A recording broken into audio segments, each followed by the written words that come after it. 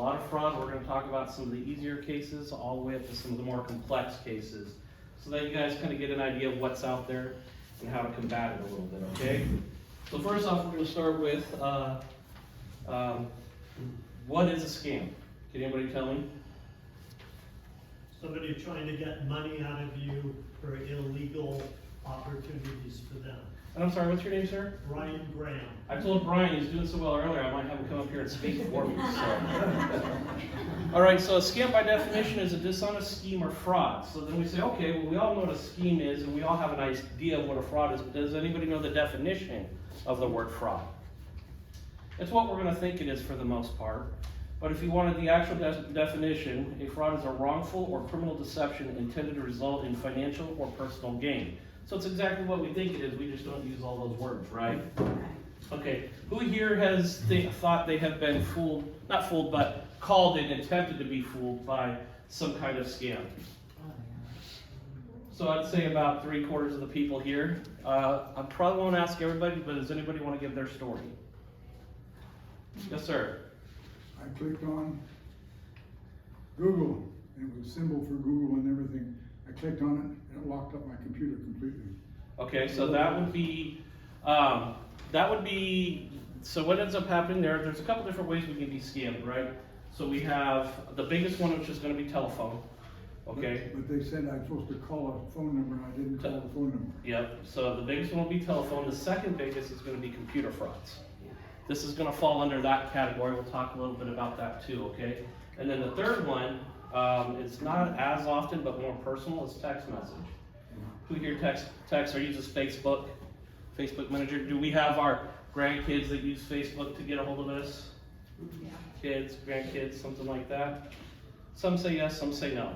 Okay, so we're going to talk about the most common ones. Like I said, we will work our way all the way up to some pretty advanced stuff that even impressed me. And I've been doing this for a few years, okay? So one of the biggest ones in Columbia County for the last year, or actually, I'd say 3 or 4 years now, is you get a call from the sheriff's office or police department, so Vernonia PD or the Columbia County Sheriff's Office, and it's a gentleman on there who will say something to the effect of this: good afternoon, so-and-so. They do their homework, you guys. You have to understand, $30 gives them access to basically and any one of you could do it. $30 gives you access for a month to information. They can basically go to any tax slot, right, and look up names. Then they can take that name, put it into these websites, and it gives you their kids' names, their grandkids' names, those addresses. And that's all legal information. Okay, $30 is all it takes. Then they get a burner phone. Okay, a burner phone is just a phone that has a SIM card. It's hard to be tracked because it uses a sub-telephone company versus like Verizon or T-Mobile, right? And so then what they do, let's say that's $100. Then they call 20 people. And out of those 20 people, 2 people get scammed out of $500 a piece. Is that worth it to them? Mm-hmm. That only takes them 8 hours, right? $1,000 in 8 hours. So for them, that's easy money. That's the easier, more simple scams out there. There's places in other countries that have call centers of literally 60, 70 people that all they do all day is call and try to scam people in other countries. Because when we scam people under low amounts, matter of fact, I'm going to just tell you guys right now, we're going to segue to this. The FBI will not get involved unless it's $1 million or more. Wow. And I'll tell you how I know that. We'll get to that story here in a little bit. The CIA does not worry about fraud. Okay, so the only people that will are the FBI, and it has to be over $1 million. And the who? The only people that deal with fraud will be the FBI, and it has to be over $1 million for them to start putting resources into figuring it out. All right. So we're gonna digress a little bit back to the easy fraud. So we got this gentleman who's paid for his phone. He's got his website, and he's looked up a couple houses out here and be like, read some names. He's like, okay, I now know that this person lives here. My website's giving me their phone number, so they're going to call and say something to the effect of this: hi, this is Columbia County Sheriff's Deputy Seann Leudke. I'm calling to let you know, there is a warrant for your arrest. You missed jury duty, and there is a warrant for your arrest. And then you're gonna say something like, well, I didn't even know I had jury duty. Well, you did, and we sent it to you. This address, is this where you live? Well, of course this is where I live. They do things to make it sound very believable. Well, they say they're at the sheriff's office, right? They say they know my address, they know my middle initial or middle name. They'll even say, is your husband or wife so-and-so? So it becomes very convincing at that point, right? So then the next thing they say is, well, don't worry about this because we can take care of this day. I don't want to take you to jail. So now they're gonna turn around and try to be your friend. I don't want to take you to jail. I just need you to give me $500 and you need to send it to my name at this place. And we get a lot of this. Well, I don't carry money on me. Well, that's okay. Go to your local store and get me an iTunes card. Or get me like, one of those little credit cards you can buy from Home Depot or something. Has anybody here ever paid a governmental building in an iTunes card or some fake credit card? Never, right? Or they'll say, hey, I understand that you might not be mobile right now, you live out in the country. I'll tell you what, I'll give you a bank routing number. Do you think the sheriff's office would ever give their bank routing number? No. Here's another secret. If you have a warrant for your arrest, I'm not going to tell you have a warrant because I don't want to be chasing you in your jammies across the grass of your neighbor's yard. Right? I know everybody in here is funky. You guys are going to run for me if I'm coming after you for a warrant. So we usually come at 6 a.m. when everybody's sleeping. We knock on the door and then we chase you out the back door and then everybody's like, what is going on over here? It's Vernonia. It's quiet, right? It's warrant season. It's warrant season. It is warrant season. As a matter of fact, it's funny you say that. We did a warrant sweep here a couple months ago and it was all over Facebook. It was like, what is going on out here? Someone said it was like World War III. We had cop cars everywhere chasing people down. It was a lot of fun for us. Okay? But anyways, what we need to understand is, you guys, matter of fact, here's actually a really funny one. So 3-4 years ago, I was working for St. Helens PD. We had a detective King, Dustin King. Okay? Nice guy, I would say a little passive, okay? And he gets a call, and he picks up the phone, and he's like, it was his personal phone. He's like, hello, who's this? He goes, the guy on the other end of the phone goes, this is Detective Dustin King with the St. Helens Police Department. Called to let you know you have a warrant for your arrest. He's like, oh, really? Hold on a second. So he's like, guys, I'm calling myself to let you know I have a warrant. So he puts it on speaker, and we're all at work. And we go through the whole thing. We waste probably an hour of this guy's time. And he's like, well, I just need you to spell your name. And so we make up this long name. That's not what we have on record here. We have you record here. We're like, and we start giving them little hints. They're like, well, is your address this? And it was his address, his personal address. But, oh, no. I'm at, and we gave the address to the police department. He's like, okay, let me update our system. And he's updating the system. And then about an hour in, we finally kind of got over it. And he was like, actually, I am Detective Dustin King, and you were scamming me. And it's click. Yeah. They do this. Okay? You guys just got to pay attention to the right thing. We are not going to ask you guys to pay by a routing number. We are not going to call you to let you know you have a warrant. That's actually very unsafe for us. Right? If you know there's something wrong and you're not, I'm not saying you guys would be, but someone's not in the right state of mind, when an officer who doesn't know who that person is contacts them, they now have a benefit that we don't have. They know they're wanted, we don't. Bad things could happen. That's how ambushers occur. So we actually, even if you call and say, hey, I think my son has a warrant, can you tell me? We're going to be like, no, but can we talk to him? I don't think he does, but where's he living? We're going to say stuff like that. So we won't even tell you if you call and ask about it. Does that make sense? My wife the other day, this is actually a month ago. Now mind you, Sheriff Brian Pixley is my boss, okay? We've had dinner with him. My wife has met him. We've been to work events together, Christmas parties, et cetera, et cetera. And my wife gets this call, and I'm at work, and it says, hi, this is Sergeant Pixley with the Columbia County Sheriff's Office. And my wife is a 5 foot and like a 1/4 inch. She makes sure I say the 1/4 inch every time. Portuguese Hawaiian girl. Okay? If you guys don't know Portuguese Hawaiian women, they are very spicy. Passionate is a better word, so I don't get in trouble. Okay, but she goes, oh really? Sergeant Pixley? Yeah. Well, when did you get demoted? When did you get demoted? She's like, what do you mean? She goes, well, you were the sheriff. Like, phone got hung up. So the minute they're given truth, they automatically just be done with it, right? If you get that, sometimes they will be harassing.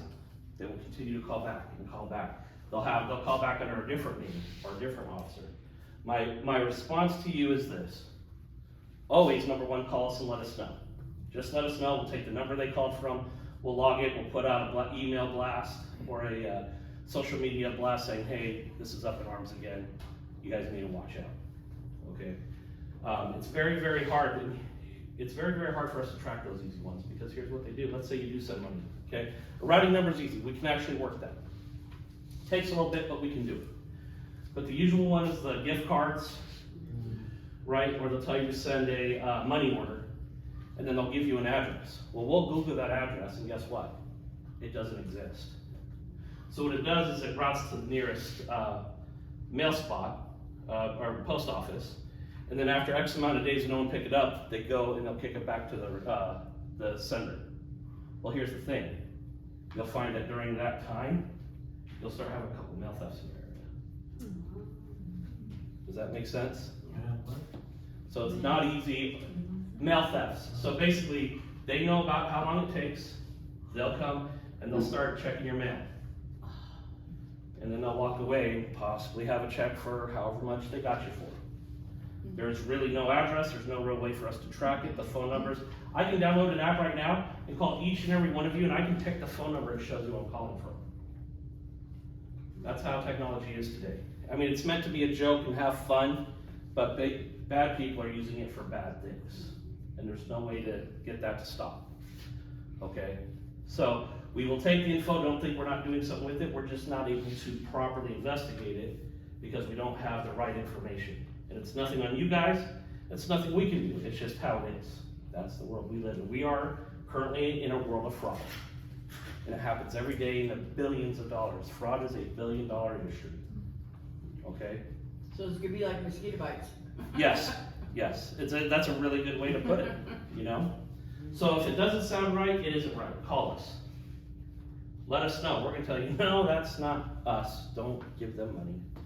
Matter of fact, we're gonna tell you, they call back again and tell you to report to the sheriff's office, and you're gonna find they're gonna hang up on you real quick. They're gonna hang up on you before you finish your statement. That's what we want. We want them to leave you alone.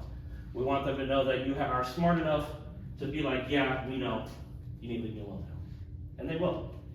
Till the next one. Till someone else tries. To the next row behind. Yeah. Now here's another really big one we've ran into in the last couple of years. It's grandkids calling. I have seen this one hit more people than ever. It's usually they call a little later at night, 6, 7, 8 p.m. Sometimes it's during the day. And they're gonna say, Grandma, Grandpa, I just got in trouble. I was speeding, I hit, what happened to you? They called my parents claiming to be my daughter. It said, you know, Grandma, Grandpa, I was in a car accident. I hit a pregnant lady. I'm in jail. I've been arrested. I don't want to tell my parents about it. Can you please help me? Mom and Dad will be mad. Yeah, please help me. I need some bail money, and I don't know how they got my dad to send them money, if it was like a gift card or routing number, whatever. But he got it. My stepmother paid $5,000 for the same scheme in Vancouver. And they do that because is bail ever cheap, you guys? No. Bail's a big payout. You get in trouble for a DUI, your bail is roughly $10,000. So in Oregon, you only have to pay 10% of that, it's $100. But now let's say you crash. Or you have towing, you get your vehicle impounded or whatever. Yep, but they'll sit there and say, they'll make it egregious, like I hit somebody. Now you have an assault to that, it's a $50,000 bail. $50,000, which 10% is $5,000. Okay? And it is a big one, and it hits us close to home because they're calling it an hour. Typically, that would make us worried, not all the time. Okay? They have the names, right? Because they have the website. They're gonna be like, don't tell Mom and Dad. I don't want them to be mad. Would any parent be pissed about that? Would we be upset if we hit somebody and hurt them? We'd be real mad at our kids. I mean, I come from a generation where my parents would be like, you stay in jail. Yeah. You know? That's my generation. I did that to my son. Yeah, but that's actually not the generation we're in today. right? You got in trouble, I was gonna say. I wouldn't even tell my parents, I'd be so terrified. I wouldn't tell anybody. I would just ride that one out. I'd be grounded, I am 42 and I would be grounded today if I did, I promise. Okay? Right. So what this ends up doing is I say, oh, okay, I get that, and it's always, not always, but a lot of the times it's another family member walks in, or they'll say, hey, I need you to take me to the bank. Why? Or the bank will even question, well, why do you need $5,000? And then we get a call from the bank. Hey, I think there's a fraud going on. And then we'll call, what we end up doing, so here's what we do, and you guys can do the same thing. Oh, you're in jail, what jail are you in? Oh, I'm in Josephine County. Josephine County what? Oregon. Cool, all right. Then you get off, you can call any jail, and they will tell you if your kid, that person's there. It's public record, you could Google it. And they will tell you who's all in jail. That will save you $5,000 immediately. And then when they call back, come on, Gam, I need money, you're gonna be like, no, you're not so-and-so, we're done with this. Just say, I've called the police, and they'll hang up on you, or you will hang up and they will never call back. Okay, that is a really big one, and it gets a lot of people. And I get it, because that is tugging at our heartstrings, right?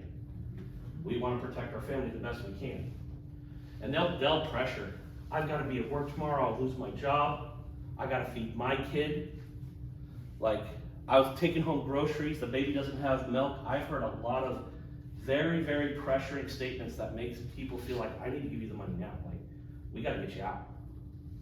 Okay? You have to understand something. They don't care about you. They don't care about your money. They think that money will be refunded to you. They think it is a victimless crime. But here's the deal. A bank will not give you that money back. If you personally pull that money out yourself and hand it off, that is now a transaction.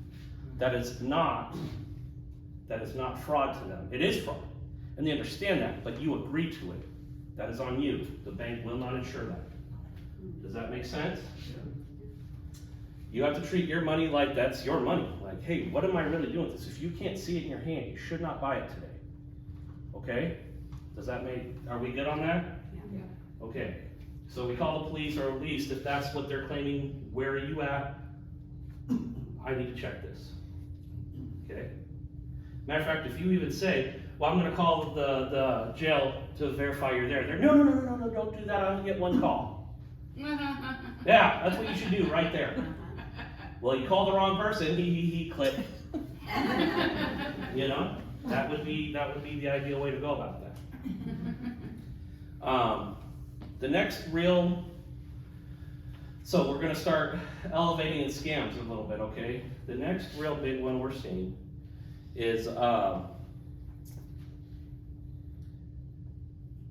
Publisher Clearinghouse. Who's heard of it? Who thinks it's still a thing? Still, I don't. Man, we went from everybody hearing it to like 2 people doing this. Like, is it not? I don't know. It is still a thing, okay? It is not as publicized as it once was, right? But it is still a thing. Well, here's what we're seeing. And actually, this happened here in Vernonia for me about a year ago. Well, not to me, but I got a case. It was a very, very well thought out case. So we're called suspect, calls a family member and says, hey, congratulations, do you want, are you so-and-so? Again, do you live at this address? Yes. Is this your mother? Yes. You 2 live together? Yes. Okay, awesome. Congratulations, you just won Publishers Clearinghouse. That is amazing. I didn't even know I filled it out. Well, you didn't, but I think your mother did. In your name. Is that feasible? Could that be a thing? Now, mom is there, but mom is older, and she's like, well, I don't remember. Maybe. So now we have, hey, we're just won a lot of money. Could have happened. We all want it to happen, right? So he goes, okay, well, here's what I need from you. We're going to deposit this money into your bank account every month starting next month. I need your account information. Gets his account information, gets your social security number, name and date of birth. It says, okay, we're going to call you back. Okay? So what he does is he goes online to the banking system online, and has anybody done with that lately? A lot of banks or a lot of online services. Basically says he forgets his password, and goes through the password reset process to get a new password for his bank account. Pretty smart. Here's what happened. When he did that, he found out that his account was linked to Mom's account. Mom's account had $25,000 in it. So he calls him back and says, hey, good news. Everything's good to go. We're gonna start sending you $5,000 a month for the rest of your life. How great does that sound? And is that how Publisher Clearinghouse works? Yeah. A little bit. Not the process, but we know that they send us a monthly installment, right? So here's what he says. He goes, look, for the first year, we have to make sure you're paying your taxes. So we're gonna send you $5,000, but you're gonna send us like $4,000 on the first check.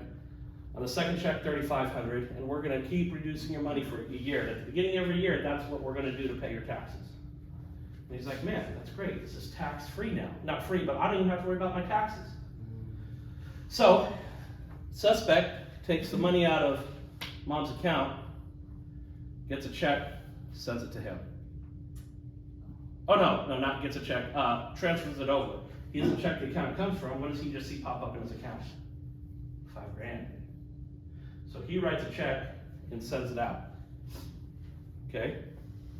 What he doesn't know is he sends it to an address in St. Helens. That doesn't exist, so then it gets, we talked about this, where does it go? The post office. And then he walks into the post office. This is how we caught him, shows his ID to get his check that's in his name. And then he moves on.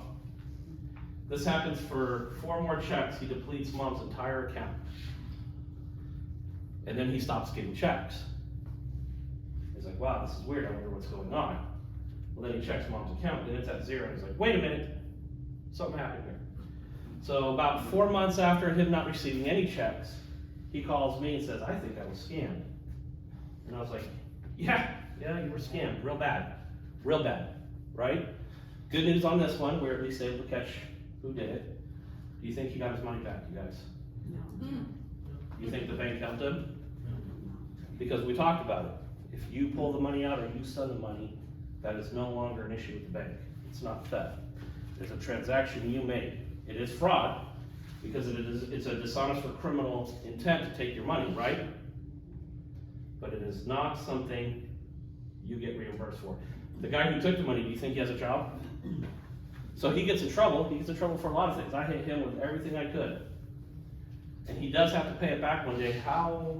What do you guys think? Is he gonna get a job? His job is gonna be to defraud somebody else. He's gonna get out, he's gonna start at the same thing, and someone's gonna give him money. Right? It was easy for him. $100 got him thousands and thousands and thousands of dollars. And here's the odd part. He chose to live out of a car. Oddly enough. Matter of fact, because criminals are so smart, he parked his car in the same gas place that the police get gas at every day. So what ends up happening is I know it goes to that post office. I go in and I say, hey guys, I'm looking for this person. It's a name on a check. Oh yeah, it's weird. He's come in the last couple months and he picks up like 1 check. Very weird. Or one envelope. I was like, awesome. Let us know when he's here. So I'm off duty. He comes in. I have St. Helens police identify him and what car he has. The very next day I get on duty, they called me off duty and at least let me know. I was like, okay, I'll look for him, thinking he'd be at a house or something. Well, I go to get gas and I'm like, hey, that's my car. I've seen this car every day. So I walk up, I'm like, hey, Corporal Leudke, are you so-and-so? Yeah, how do you know my name? Funny, we need to talk. And at first he was telling me quite a bit of, no, I didn't do it. I don't know what you're talking about. I was like, so that's not your name on this check, this check, this check, or this check? Well, I mean, I guess it is. So if I took your phone right now, one of his 3 phones, by the way, and called my phone, it wouldn't be this phone number? Oh yeah, it would be. And your voice wouldn't be on this message that we have from that house? Well, maybe. Why? Well, I was helping a friend. Well, if you have more than one person doing it, now we get it's a bigger enterprise of criminal act, okay? So I was like, oh, who else do we have? He could never produce anybody. Okay. Is that pretty elaborate? Very elaborate. But here's the thing, Publishing Clearinghouse will not just call you. Okay, what do they like to do? Go to your Show house. up on your doorstep. They're showing up on your doorstep with that big fake check, right? Styrofoam check.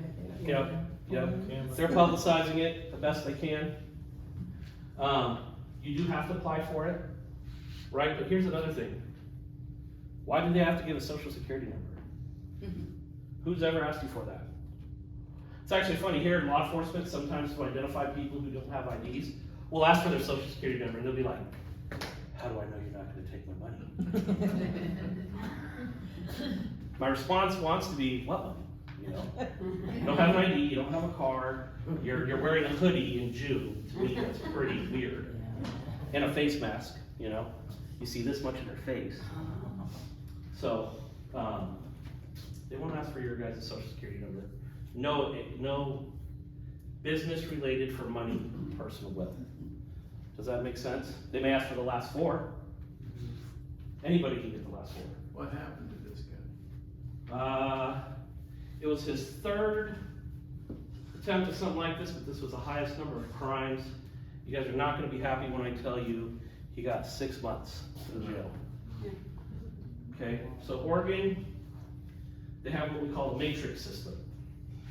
Okay, and then this is getting a little off of the topic, but just so you understand, the idea behind this is if you have felony crimes and you plead to less time to get the felony, the next time you do a felony, even though because you're pleading, it's stacking the crime.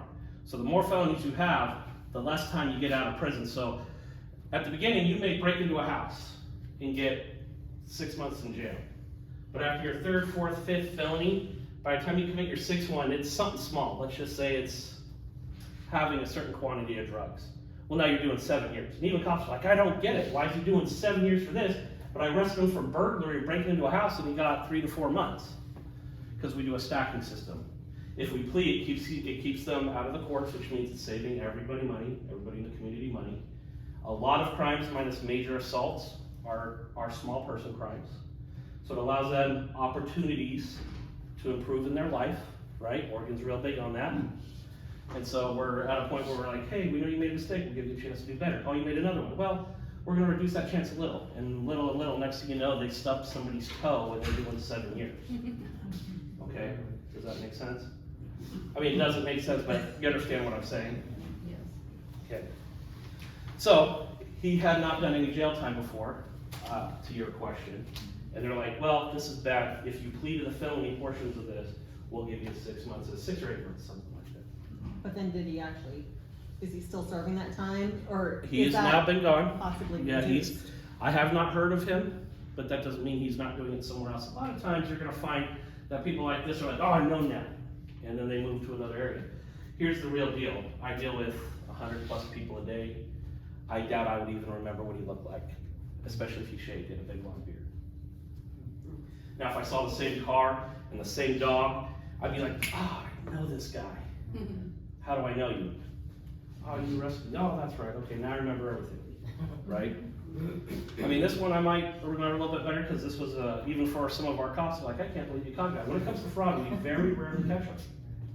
But this guy was not smart enough. Why would you send the mail to St. Helens where we work? That's in the same county. At least go to Portland where I can't, just go and check, right? But no, he did it right here in our home area. He thought Vernonia to St. Helens was a far enough distance, and I'm stationed at St. Helens. It was like on the way to work.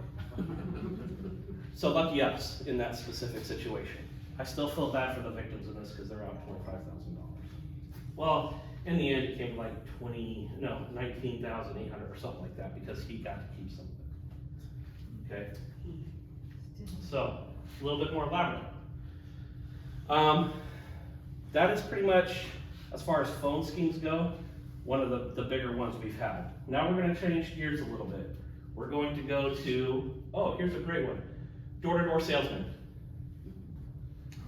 Yeah, that's a big one, right? What's great is this is Columbia County and we don't get door-to-door salesmen. You get door-to-door salesmen out here in like Pebble Creek or something, they're gonna get a shotgun in their face. So it's usually self-correcting real quick and they're like, are you Kirby Vacuums? No, get off my property. Because that's one we know to be reputable, right? Anybody seen a Kirby salesman door-to-door in the last 10 years? No. That's because they do everything via internet now, it saves a lot of money, right? That's another big one. So, hey, let us come in your house. There's no reason any door-to-door person needs to be in your house. If you want to be entertained by what they are selling, have them show you outside. If they become pushy at all, they need to leave your property. Because if they're what salesman is pushy, you guys? They're supposed to be, hey, I want you to buy my project. I'm gonna I want you to buy my stuff. I'm gonna be as nice as I can. I'm gonna be your buddy. I'm gonna try to sell me to you, right? That's a salesman. You're selling the person. And because we believe in the person, we believe if the product's good, we might buy it. Right? That's a salesman. Anything else? Well, come on, just let me come in for a minute. No. Well, just buy one. No. The minute they start saying stuff like that, you guys, that's going to be more of a scam. Okay? And I'm just going to be honest with you nowadays. Just call us. Tell them to leave your property and call us. We're going to come and be like, do you know where you're at? This is Columbia County. You're going to get buried in the backyard. Okay? I'm here for you this time. I'm here to save your life. Because it might work in the Vernonia, the city, but in the county it will not. Yes, ma'am. We've called the county sheriff over in St. Helens a couple times. I'm sorry, we haven't got anybody that can come over. Well, again, I'll segue here for a minute, and you're right, that is a thing. So right now, we have 680 square miles. How many deputies do you think are on duty to handle calls right now? Probably 3. You think 3? You think 6? Who said 6? For the whole day or the whole? From 6 a.m. to 6 p.m. right now. Oh. How many deputies do you guys think we have? 10? 1. For 680 square miles, servicing almost 60,000 people. After I'm done with this, I told them I'd stay on to help them out. We're supposed to have 2 per shift, and we're hiring where we have the levy, right? We got 2 hired, we have 4 more in the backgrounds. It takes over a year to get a deputy on, trained up, and able to handle calls. To be like smart enough to help you. You should see me, I am a trainer. It's like being a single parent. I have to wash and dry the dishes for these recruits. I know you guys know what I'm talking about. Okay? And they're like Gen Zers. I had to show one of them how to use a gas pump the other day. Yeah, see, she's already face rubbing for me. Okay? All right, so getting back on track. That is a thing. However, we've tried getting much better at it. When we do have our 2 on per shift, the sheriff has asked that we do our best to handle every call. Now, when it comes to people walking in houses, we now know that's a big scam thing. It's not even a scam. You guys know what they're also trying to do? Case your joint. They're scouting. They're casing.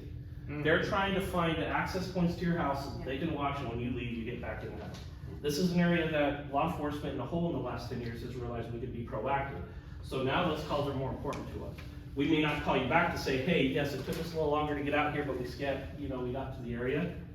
But we have recognized that as being a safety concern for the community, and it is now a priority for us to take care of. Okay. Now, was it a priority 10 years ago? 8 years ago? I can't say it was. Definitely not 10 years ago, because we still trust door-to-door salesmen. Well, 15 years ago, right? But in more recent, we realized that 9 times out of 10, that they are most likely scam artists or people that are checking or casing houses. So my response to you is, if you are interested in a product, ask for a card or a website, and then shut the door on them. Get them out of there. Or just get the name of it so you don't show them that you're interested, and then Google it yourself. Does that make sense? Okay, so there's door-to-door. Now we're gonna talk about texting because it's not as big. And we're finding texting's really, it's pretty rare, but they'll refuse to call you. That's the big one. No, I want to do this by text. Can you send me money? Well, do we want to know who we're sending money to? This is Billy. It's your grandkid. I mean, how many grandkids text their grandparents or parents anyways? Yeah, I mean, mine tried to, and I was like, no, there's something called buttons. You're gonna call me. You're gonna hear my voice when I'm mad at you and tell you to get home. Right? I can't yell on text message. Yeah? Capital letters. Yeah. It doesn't have the same effect as, what are you doing? Now, It's a whole different effect when you get to yell it. So the easiest thing to defeat text, if it's something that they're asking money for, well, if that's something you want, you need to call me.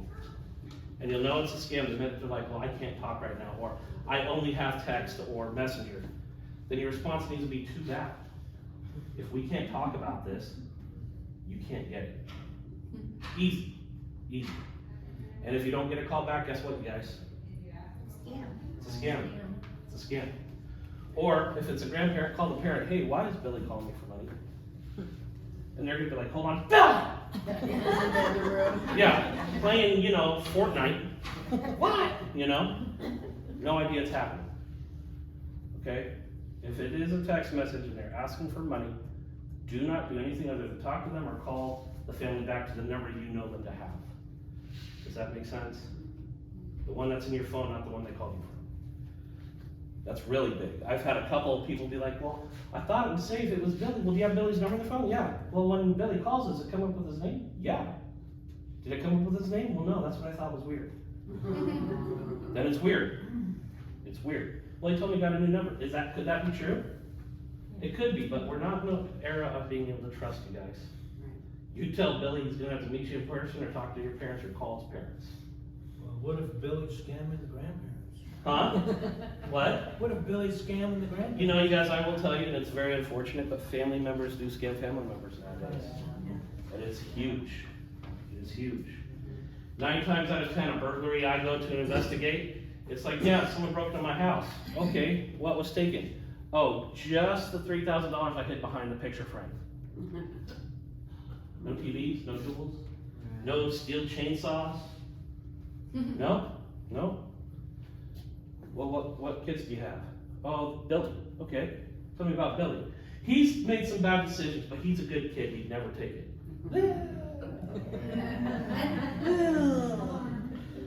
How do you have that hard conversation? And it starts with, well, let me tell you, different thieves steal different things. People who use drugs steal valuable metals. Okay, they steal tools. Steel chainsaws are big. That's a quick couple $100, right? Heck, in the meth world, you can get a nice chainsaw, a nice little chainsaw for $50 on a good day for somebody because they were jonesing that bad. And they'll take a $500 saw and sell it for $50. Because what did it cost them? Nothing, right? So that's gonna be something that's a whole nother day. You guys ever want me back for something else? We could talk about other things. That would be one of them because there's a lot of telltale signs that when it comes to family members, okay? But today we're gonna focus on scam and scam related things. Next one, huge computers. So this gentleman right here said that he went to click on something, we call it clickbait, right? You open it up and it throws his computer up and he gets a call that says, hey, or he's got a call number and say, hey, my stuff's messed up. And they're gonna tell you, oh, pay me $5,000. If you've got this firmware and this, they'll use some cool stuff that I don't even know. They'll sound very educated. And you'll hear them in the background playing on a keyboard. It's not plugged into an actual computer. But they'll make it sound like it's going. And they're gonna say, we can help you at a price. Guess what? So does Best Buy. Matter of fact, guaranteed, a majority of your grandkids could probably fix whatever actually just happened. Does that make sense? You could do a hard reset where you just unplug everything. Not recommended every day. But in an instance like that, if everything just goes black and they're saying you need to pay us, just say, cool. Unplug everything, plug it all back in, and you might be surprised, it might all turn back on. Okay? They just lock the computer up. This scam, it wouldn't. I had to call my computer guy. Yep, and some are like that. Some are like that. They're good. They're real good. We're about to get into a whole area, you guys, that range from taking money to actual bribing to blackmail. A real big one now is, excuse me, but especially in the kid world, there's a lot of exchanging of nude photos, right? There's a lot of, they'll send videos of sexual interactions so that these kids, do things to themselves, and then it actually records on their phone, and they'll call you back an hour later and say, hey, we know you were, doing something naughty. We videoed the whole thing. Pay us $5,000, and we're putting this video out to everybody. Everybody. Or they'll send a picture of a pretty girl and say, hey, send me a picture back. Or, you know, a well-endowed guy and send me a picture back, and girls and guys are doing this. And then they're getting a call, give me the money or else. And then we got these kids calling and saying, what do I do? They're going to blackmail me. And we tell them, hey, it's a scam. They either did or didn't do it. We recommend you do not pay. Well, I don't have $5,000 anyways. You're rolling the dice. Russian roulette. Okay? That's what the kids. Now again, when it comes to, you know, parents and grandparents, it's a lot different. Okay? Going back to computer, or more computer-based stuff. That is, for kids, it's phones anyways, right? But all laptops nowadays, because of Skype and other, you know, FaceTime style apps, almost every laptop has the cameras, right? Yeah. So if you don't know where the email comes from, do not open it. Okay? Look at your letterheads. So, for example, you'll see free DeWalt tools, and then you'll look at who sent it, and it's going to be kbob@juniorgmail.com. Is that Home Depot? Lowe's? Is that DeWalt itself? No. We have to pay a little bit of attention. So one of the biggest scams I've ever worked in my career, believe it or not, I was able to get the FBI involved. After we did so much work. So what ended up happening, so I had a senior citizen out of just past Fish Hawk here. Okay, anybody know where Fish Hawk is? Yeah. 47202. I was working for Clatsop County at the time. I was actually just leaving to go to St. Helens as this case came out. And I was really, really proud of it because some podunk cop, me, from a county no one's ever heard of, got to do some really cool stuff. Okay, so he basically gets this email saying, hey, for senior citizens, we have a program that pays off your house if you click here and go through this process. So he's like, man, I am a senior citizen. He had $250,000 in his account. Okay, his payoff was like $325. Okay, so he was like, this might be good. We all like programs that assist us. There's several out there that do, right? So he clicks on it, fills out an application, sends it in. A day later, he gets a call back from a female. Her last name is Keys. This is real, okay? She's going to be suspect 1. Keys says, hey, we've received your application, we've reviewed it, and it looks like you are a good candidate for our program. You're within the amount that can, you know, be paid off. We have federal assistance here, here, and here. It makes it sound really, really, really good. Really good. Now here's what's pretty sad, is he was in like stage 1 of Alzheimer's. So he had some things that were starting to happen, but it wasn't really enough to get a guardian to help him, right? And he was, you know, still managing himself very well. But it sounded very good to him, and there are certain things that were starting to get forgetful, but not all the time. So we talked to him, and I'm like, man, we need to get this guy some help, because this isn't looking right. Because they drained $250,000 within the course of a month. They took it all. He didn't pay on his, he actually had the banks sitting there calling him saying, hey, your money's leaving in large quantities. And he's like, yes, I know, I want this to happen. I've entered a federal program. They asked for the program. They gave it to the bank gave it to their investigative platform. That all takes time, you guys. This all happened in a month, okay? I got the call in a month in like 3 weeks. And I got it from the bank. Matter of fact, their investigator called. So he sends it to me, I'm talking to him. I'm like, man, I feel like, you know, he's starting to have some acuity issues. And I asked family members, are we looking into some of this? Well, yes, we're just getting to the doctors. This is what we believe. Halfway through my investigation is when he got diagnosed with his stage 1. But it was like an advanced stage 1, I guess. I don't know how all that works, but I know it was happening and I could see it, okay?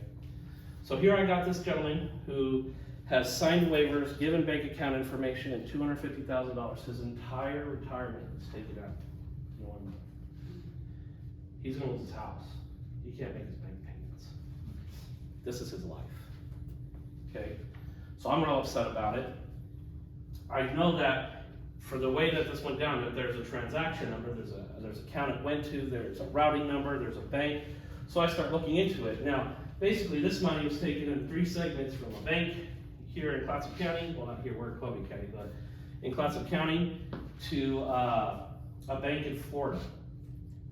So I write some subpoenas. First off, to write search warrants out of state, I had no idea that there's a lot of work behind it. I can write search warrants within my own county, within my own state. It's usually pretty good, but I have to find a federal judge to sign off information to allow me to get in another state. Did not know that. Okay. So now I've got some information. I go, hey, I've got this girl. And he had even told me a couple times he had to talk to the bank manager, which is a gentleman named Carlos, and that's all he had.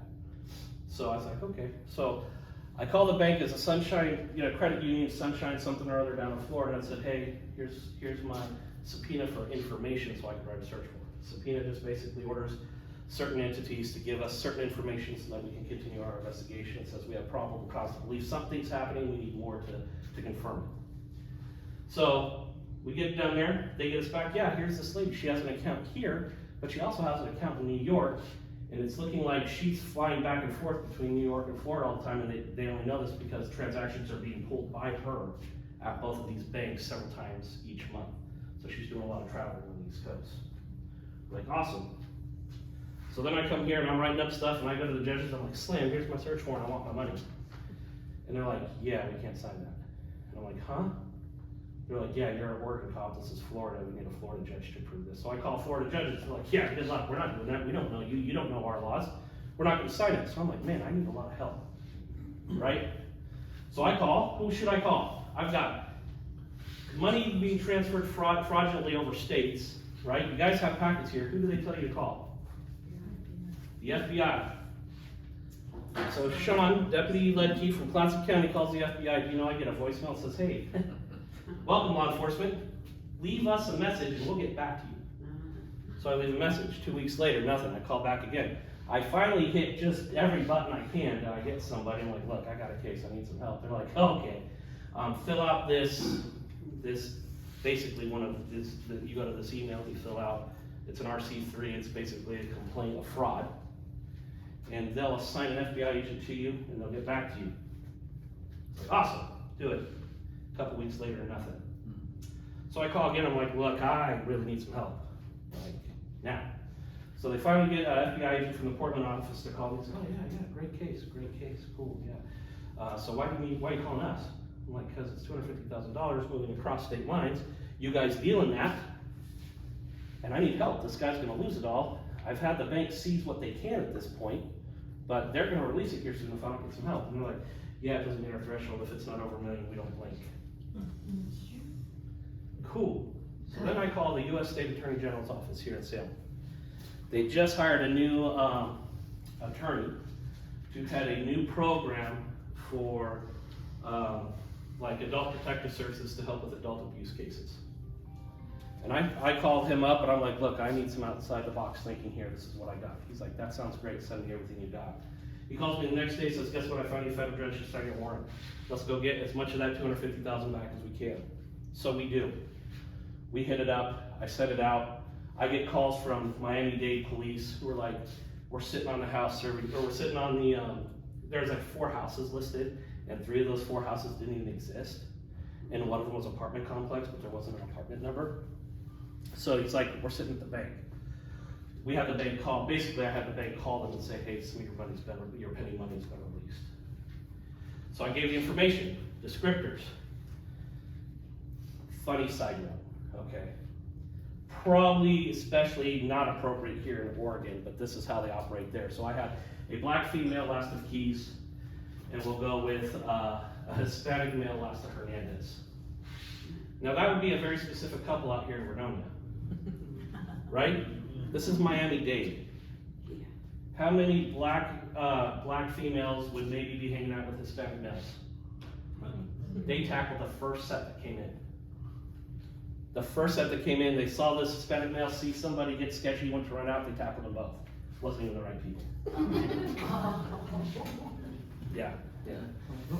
So they called me and were like, gee, sorry, we got the wrong guys. I was like, that's on you, I need my guys. So anyways, Miami-Dade gets those people, get them in custody, they fly me down there, I get to talk to them. I get her basically at that time to admit not only to that, but she's part of a pyramid scheme to help another entity. Racketeering. I've never had a racketeering case in my life. I was like, let's go, you know? So then I get my same U.S. Attorney General here to write a search warrant for the banks in New York.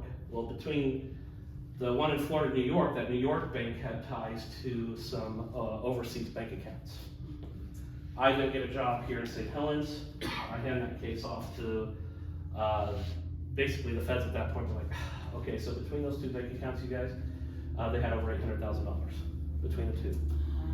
Okay, so here's the best part. I get called to the state capitol to testify to what I had learned. We were charging certain people, and it found out that the overseas accounts that they seized were actually up exploiting pirates, and they seized in just one count alone $1.8 million for the grand scheme of like $2.6 million. I felt pretty good. I felt pretty good. But do you see how elaborate these schemes are? They literally just sent out an email. That's all they had to do. They did now, younger kids don't have houses, they don't even look at it. Or, oh, you're not a senior citizen, they don't even care, they just delete the email. But for those who say, hey, we have a program and you're a senior citizen, we could help you pay off your house. They got, I think, the last I heard, there was 27 victims that they had tracked down who had all lost their money. Most agencies wouldn't look into it because it's hard. I mean, we're across states, we're across countries, right? I just kind of lucked out and found somebody. I mean, I had to make lots of phone calls, and thankfully Oregon State had come up with that new program that gave me somebody who was like, yeah, this is gonna help start my career, let's go, right? I'm gonna show why I need you. So it worked out just the right time with just the right people. So what do we do now? So we see these things, we see these emails. It is unfortunate, but what you need to do, if you wanna make sure or verify it's a program, you're gonna need to write down that bank that's offering this program, or get the information of that bank it is, and you need to get off the phone and you need to call that bank. I'm gonna tell you guys right now, if it sounds too good to be true, it is, especially today. Does that make sense? Yeah. So emails, any email you receive that is offering you free, I'm going to tell you right now, has anything been given for free? We all pay for it somehow. Some will pay with their entire savings, some will pay with their entire life. Okay? Yes, sir. I've just in the last week gotten 2 emails. Basically, they're the same thing. They've apparently found out I have a VPN with Norton. And so they list that as, this is Norton charging me. Sending me an email with an invoice. Yep. The invoice says that they're gonna be charging my card shortly. And there's a phone number. And first of all, the thing doesn't look good. But the phone number's not an 800 number. And so I knew immediately. And that's a very smart pickup. All businesses have what? Yeah, toll free, right? That's very, very good on you. That's a good pickup. Yeah. And that is a big thing, you guys. Like, me and my wife get them all the time where we get text messages that say, your service is about to be interrupted through Verizon. Call this 503 number to pay your bill. We paid our bill. I don't even remember. I've been with my wife over 20 years. We've never not paid our bill. She has to have the phone to get a hold of me and yell at me. Right? Notice that only the girls laughed. Gentlemen, you know. The other thing I've noticed is, the spelling is wrong in a lot of things. Some of them they are. Yeah, Some of them they are. Some of them they are. yeah, I know, but if it is wrong spelling, then that's a pretty good indicator. Yeah. I would just tell you guys, if you're concerned, you get something like that, a bill thing, a mail saying you owe, or something's for free, call that entity. If it's a bill they're saying you owe, call that person yourself. Don't call from the email, look it up, okay? Call your bank, you're gonna find every single time that, nope, we never sent that. And you just avoid yourself a scam. Yeah, I did too. Yeah. Most charge cards are, Visa or MasterCard. You can go to you can have an account online. You can look at it every day if you want. And see who's charged you. I've, in the past, I'm gonna say 5 years, I've got two outfits billing for something that, I didn't charge. And I saw it the day they posted it. And when I called, you know, I get a hold of the fraud people at the bank, or at the card, and they go after it right away. Yep. I mean, they're really good I on will that. tell you, the fraud investigators that have in banks, especially from some of those bigger cases I worked, have been nothing but absolute tens. They are amazing people. They're passionate, it is their job, they are fraud investigators, and their whole job is to help you get your money back. That's a very good one. So a lot of times what you guys will see, especially if you're paying for stuff online or buying, especially around Christmas, right? Especially down Amazon and other things like that, you'll go to buy something and there'll be an automatic box check. So how Amazon works, you guys, is actually people from home, could be a subcontractor of Amazon. They basically put stuff up, they'll go to websites and put stuff up on sale, they get a discount for doing it, it puts them to a link. They get money for that link if it's clicked on and used.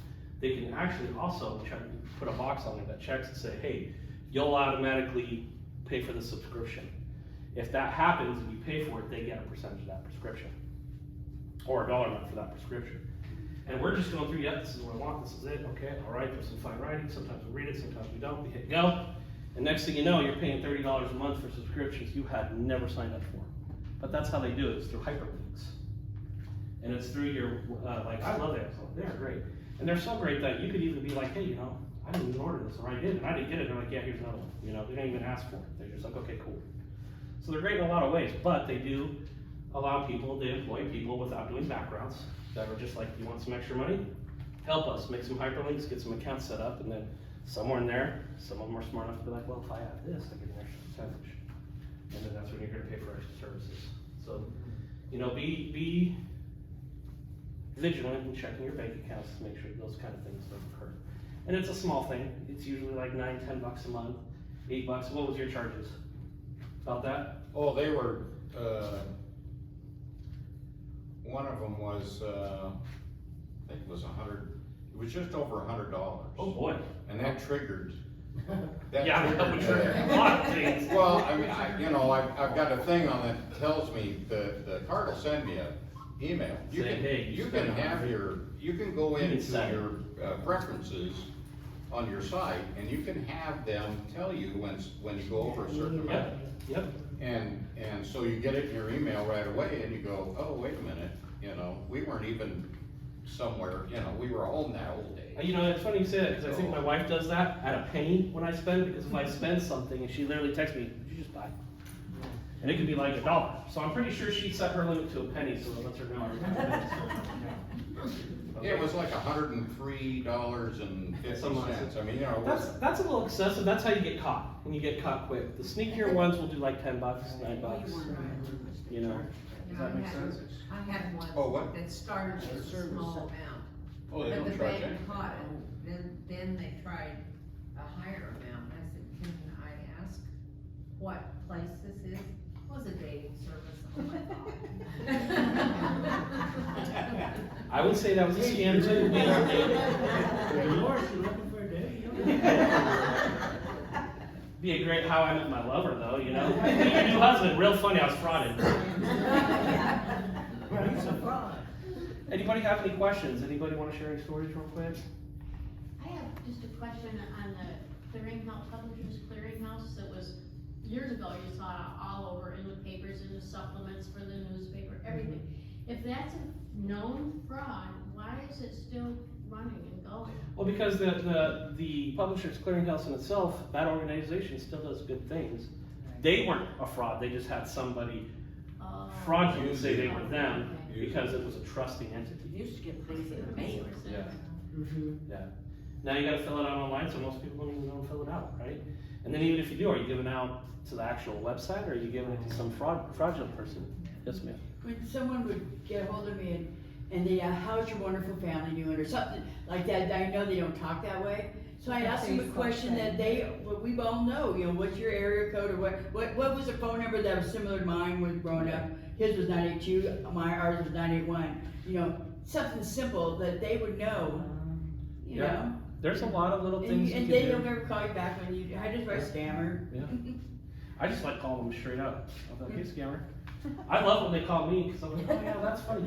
You're right, I will check with my sheriff's office that I'm working at right now, and then I just get a call. But I usually give them a call. I like playing with them a little bit, because if they're wasting time with me, they're not being able to victimize someone else. Or what I really like to do is I give that phone number back out to everybody in my office, and then every hour we just randomly call until he just hangs up the phone and gets a new phone line. Hey, I mean, it may cost him $100, but that's $100 now in his pocket. We just victimized him a little bit, right? Harassment.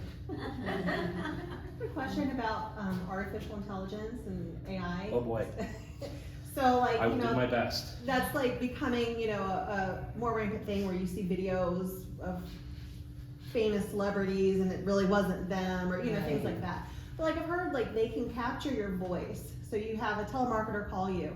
Is this Jasmine? And I say, yes. Now they have my voice and they can tweak it and do other things with it, maybe target someone I know because they have my voice. Is that something that is actually happening? It is actually happening, but it's hard for them to get the voice, the name, the phone number. So, you know, she calls you guys and it sounds like her, but she's calling from a number that's not saved in your phone like her, or from the senior center here. Yeah. Hey, you know what? Let me call you back. And just click, right? Yep. Don't give them a chance. Hey, I'm busy. I'll call you back. Click. And then when you do confirm it, that it isn't, because she's not going to be asking for money from you guys, right? Unless you owe her. Then we might have another discussion. What poker games we playing tonight. But really, you guys, the big thing is you guys need to be vigilant on is confirming. We trust but verify is what we call it in our field. I'm going to trust what you say for now, but I'm going to verify it before I take action. Yeah. I have to do that on every call, right? I can't just be like, oh, she said you beat him, you're going to jail, you know? I gotta make sure that's not a vindictive statement or just something that they feel happened that didn't happen. So we trust but verify, and that's what we're gonna ask you guys to do. Trust in that moment to call them back and verify. They may really need help, they may really need money, but I'm gonna verify that you do it through my sources, my line of getting a hold of people, right? I mean, if it's a bank thing, they're saying, or it's a program saying they can help you, who's gonna know about those programs? You'd think the senior center would know. You'd think the banks would know if there's, you know, some federal debt relief or federal relief for your home, right? Write down the name of it. Go to your bank. Hey, you know, Vivian A company is saying that they can pay off my house. You heard of it? Can you look into it for me? They're gonna be like, yeah, hold on. Nope, that's not real. Use your sources. You know, and they want to help you. I will tell you, I've never met a better organization than the banks. They are so fast. They're so helpful, especially if you're sitting there right next to them like, hey, I have a victim of a crime here. Can I talk to you about their account? And you're like, yeah, talk to them about my account. And they're like, what do you want to know? We'll give you their life. And I'm like, let's start, you know. And I usually go back to the day it started. You know, you'll never see us go before that. So, any other questions? Yes, ma'am. Comment, two real quick. One is my husband loves the grandpa scheme because he likes to string them along as he can. Yeah. And I had some friends that were victimized for $11,000, and they scared him about calling the police or calling anybody. My friend finally confided in me, and I said they never used the internet. They didn't know about this kind of stuff. And so another time I was behind somebody at Walmart, and I heard them trying to wire money because their grandson was in trouble, and I stepped up and I said, sorry I overheard this. This sounds very much like a scam that's going on. You know, and that was a few years ago. I think more people are savvy to it now. But the other one that I've heard and what I've tried to train myself is when they call and they say, can you hear me, is to not say yes. Yeah. Because they will record that yes, which means then they can say, well, that was your voice agreeing to this, whatever. Right. So I've been trying to say who's calling or something that is not the word yes. Just doing a real deep who's calling. Yeah. But don't say yes. Yeah, and you know, the AI stuff is a lot newer. I don't know how, I actually have not gotten a scam yet that has someone said, yeah, it sounded just like, I have not gotten it yet. That's not to say it isn't coming, right? But I personally, or no one in our office, has received that kind of phone call yet. Okay, so that's a plus, but that doesn't mean don't be vigilant. I think that's a great idea, you know. Sorry, one other thing that I've done with my friends and family because of the concern about AI and being able to sound like you on the phone, or, you know, do that, is to have, and I think somebody else mentioned that, something that only the two of you could know. It's like when I might get something online and I'll say, okay, who was our third grade teacher, or something like that, you know, something that I actually remember, but, and with my husband, I'd said, we have a cat that had a very strange name early on, and we'll ask that number just to make sure it really is that person, something that you. And that's can good, get but you the guys, person with. that is good, and that's trust but verifying, right? But at the same time, you gotta be cautious, and here's why. So last night, over the hot first weekend of the year, we had a couple of MIP parties. I'm just gonna give you a little background so you understand why we needed this info. There was we ran 55 kids in a minor possession party. It's a lot of kids, by the way. It was awesome. It was awesome. Can you imagine 55 drunk or high kids? It was miserable.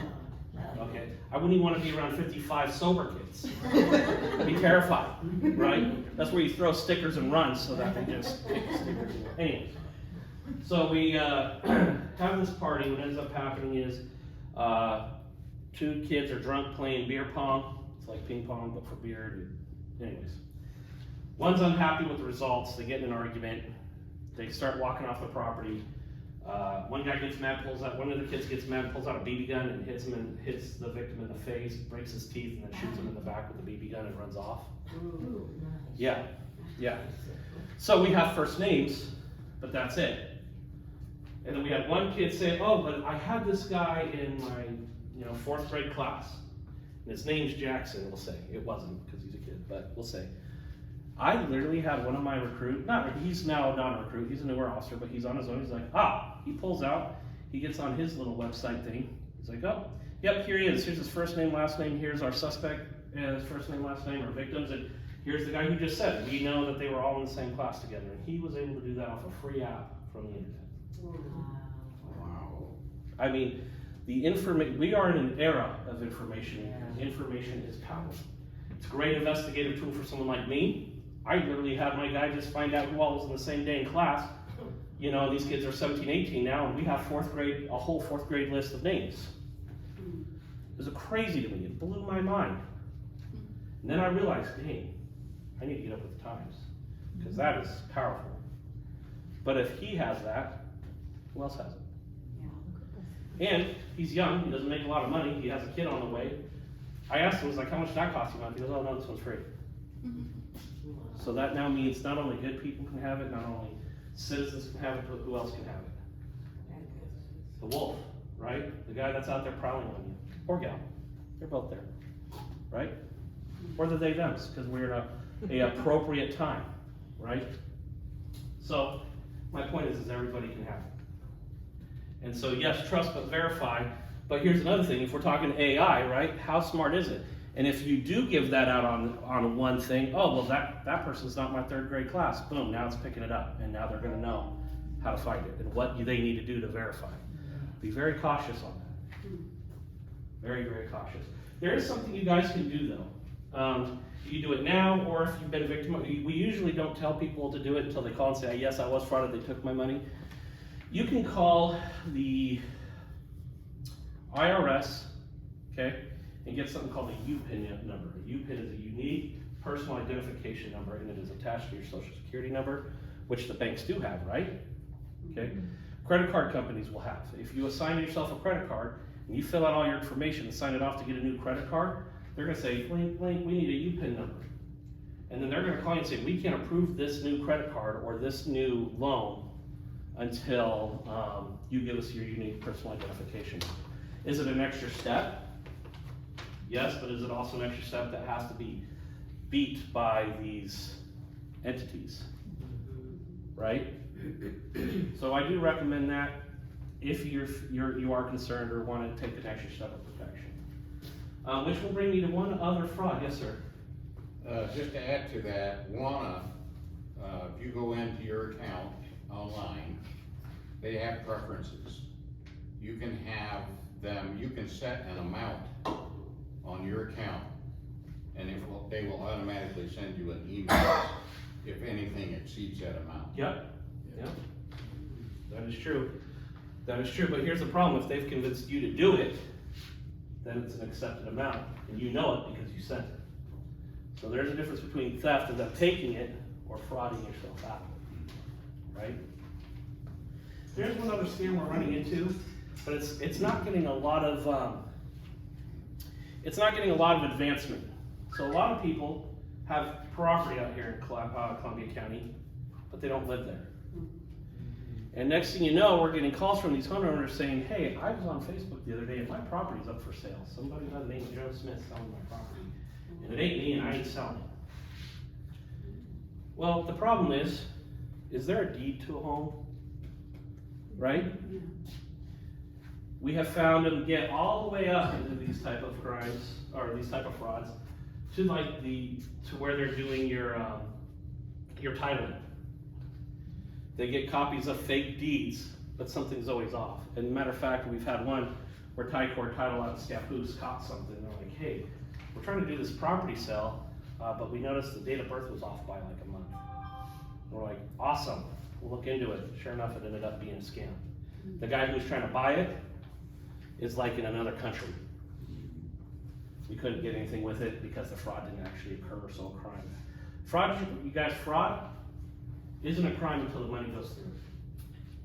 It is not a crime until you actually have a victim.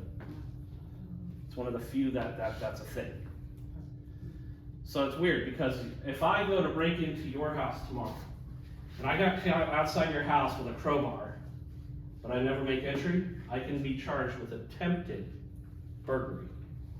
Okay? Fraud happens so much and so often, you think it would be the same, but it isn't. Well, there's no crime because the money wasn't taken. Because even in the definition, it's a dishonest or criminal way to take somebody's money or to have somebody's money or to have gain of that money, right? So the crime doesn't occur if the money isn't transferred, no DA will pick up the case, which really sucks, right? And I'm sorry for the cuss words. I do apologize. I try to be better. I'll do better. Don't tell my wife. We weren't born yesterday. They're pretty tough, I think. Right. But my wife would be like, you said the S word? I'm sorry. Any other questions?